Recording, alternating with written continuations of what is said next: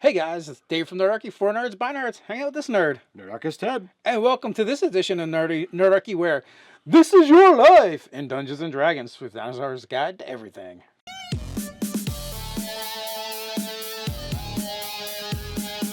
Jump down in the description below where you can sign up for Nerdarchy, the newsletter, get weekly gaming tips, as well as learn how to game with Nerdarchy. All right. We're delving back into Xanathar's Guide to Everything. As always, there's a link in the description below. You can go grab your copy. That's an affiliate link. It helps support the channel. Greatly appreciate it. So we're diving into page 61. We're almost done going through all the sections of this book. And we're going to talk this time about This Is Your Life. Okay, so there's I want to just go through the sections first, and then we can dive a little deeper. Absolutely. We got ideas, not rules. We got origins. We got a bunch of charts for all of this stuff. And that's it. Yeah, personal decisions. Yeah, it's all broken up depending on... You got background, you got class, and why you are those things. You know, all the different life events and the things that go on over the course of your pre-adventurer life to make you be who you are, and it informs everything. We also got some supplemental tables, and then it goes into a little section of what's next. Yes, the supplemental tables are a lot of fun, and you can use those things for a number of different things. What I like best about this whole section is, even though I'm a veteran player, there's things that I have very infrequently used in my character backgrounds. I haven't really, other than when my parents have been killed. I've never had the, my parents are alive and I'm gonna go visit them, interact with them. Yeah. So and 20 plus years of gaming, my parents are either my parents are either dead or just not a part of the story in any way, shape, or form. And I'm like, this section is well, what if my parents were adventurers and I'm an adventurer to prove that I can do what they did? Yeah, or what if they disapprove of you adventuring? Yeah, so there's a lot of things that it's now given me, things that I just hadn't considered before as backstory options. Yeah, I feel like we gloss over that kind of stuff. We don't pay attention to too much. I mean, Nate is doing it a little bit with his character because he's playing the seventh son of the type of character. Mark has done a little bit with his characters, but not great detail. It's more about the brother and the family. I think he I don't think he did that by choice. It just happened. It was I don't want to make a new character. Can I just change this background from criminal to noble and play this dude's brother? In your game with my character, it's I never really gave it any thought. I was doing stuff and I was on clan business essentially. But then when we went back to the clan, then my father was there, so I had to interact with him. Yeah. And it wasn't something I had really given much thought to. You had introduced an uncle of mine as well, so I had to interact with him. And really, I guess these are kind of elements we've glossed over the years. We've done a lot of different NPCs and character relationships, but the familiar stuff is really stuff that we just haven't touched. I don't know why. It wasn't a conscious decision one way or the other. It just worked that way. In your campaign now, my character's pursuing a romantic interest with the idea of getting married. So these are concepts that we just haven't really played with very much. I guess we've played a lot of very maybe tropey D&D. Even when we're being roleplay heavy. Right. So, getting into the actual crux of it, the first thing is it's you roll about your parentage. And if you have a half parent or a half breed, half elf, half orc, or tiefling, it tells you okay, well, what is the makeup? And you roll for your parents. 95% chance that you know who your parents are. The rest is you don't have a clue. You get into your birthplace and there's a whole percentile roll that really gives you, okay, where can you be? Now, you have the ability, as always, to choose all of these things. But if you want to just randomly roll and have that inform your choices, you have the ability to make for some interesting things without decisions. Yeah, everyone gets the same parent table except for the half elf, half orc, and tiefling.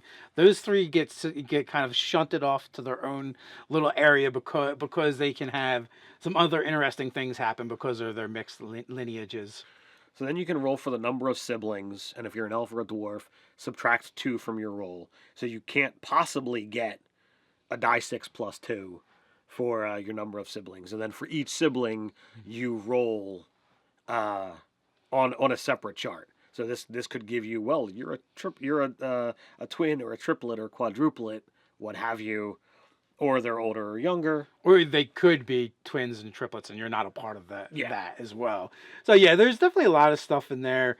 There's a lot of different places. Like, it gives places where you could have grown up, your siblings, like you said, absent parents, family lifestyle, childhood home, childhood memories, personal decisions with your backgrounds. So it gives you I became a background choice because, and each of those is a d6 roll. And as with all of this stuff, you can use this as I pick exactly what I want. I can roll randomly, or I can use these things to create my own reasons for doing it. And then it recreates the same thing with your classes. And then you get into your life events. Now, I went and actually randomly rolled up a character that I did through this. I've got because I'm addicted to dice, I've got the dice that decides your race, your class, your alignment. So I wound up making a lawful good halfling warlock. And I gave him, based off of the roles that I was getting, he was going to be a folk hero. So he knew his parents, was born at home as an only child. But even though he was born at home, he was raised by his aunt and uncle. So that informs that, okay, well, something happened to his parents. Well, we found out that his parents were enslaved or imprisoned. Well, speaking to the fact that this is a warlock, like, could his parents have made a bargain? Could they have been taken by an enemy of the patron, by his patron? He lived a squalid lifestyle, lived in a rundown shack, but this guy's a warlock, so he's very charismatic. So he had friends, and life was happy. Even being poor, actually beyond poor, he was squalid, he was still happy. As I said, he was a folk hero. There was a parent or relative who was an adventurer, so he chose to do so because he was inspired by their courage. That's why he became that's why he became a folk hero, as he was inspired by the courage to then go and do something interesting. He's a warlock, so the patron visited him in his dreams and offered power in exchange for service. That power, in my role-playing story of what's going on, well, if his parents have been taken away, he's taking that power to go find and rescue his parents. He's 21 to 30 years old, and he's actually had 3 life events that wound up happening to him. He wound up finding a treasure map. He fell in love, and he encountered something magical. So somehow, in his prior life before becoming an adventurer, he was affected by teleportation magic, which to me, he was teleported to the patron to actually, sign and pledge the pact to become an agent of. For this character, because it's a halfling, I would wind up going with the Archfey. It's far more fitting than going warlock or outsider or any of the newer ones in Xanathar's. Pledging warlock with your warlock? You mean fiendish? Yes, I think. that's what I meant to say. Well, there's also the celestial. So you got the celestial. You got the hexblade. I think both of those would work as well, as far as not being quite so evil. Like, you do have some in between room. The now. celestial would actually be a good fit, considering he is lawful good. Yeah.